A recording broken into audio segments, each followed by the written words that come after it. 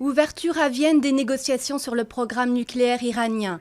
Après un an de discussion, Téhéran et les grandes puissances se donnent jusqu'au 24 novembre pour trouver un accord final.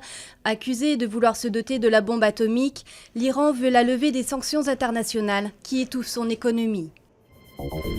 Le foot dans le collimateur de la justice. Vincent Labrune, le président de l'OM, et d'anciens dirigeants du club, dont Jean-Claude Dacier et Pape Diouf, sont placés en garde à vue. Ils sont soupçonnés d'avoir participé à des fraudes lors de transferts de joueurs, dont celui d'André-Pierre Gignac en 2010. Et en Ligue 2, des interpellations ont eu lieu dans le cadre d'une enquête sur des soupçons de matchs truqués. Mauvaise nouvelle, en France, le nombre de morts sur les routes est en hausse en octobre avec 350 tués, soit plus de 13% d'augmentation.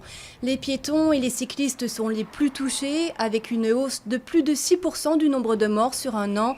Après 12 années de baisse, 2014 pourrait donc être une année noire pour la sécurité routière. Coup double pour David Fontkinos. Après avoir remporté le prix Renaudot début novembre, l'écrivain à succès vient de se voir décerner le Goncourt des lycéens. Son roman Charlotte a été choisi par les élèves de 57 lycées parmi 15 autres ouvrages en compétition.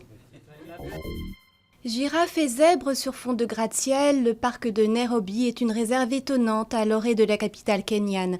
Problème, la croissance exponentielle de la ville menace la réserve.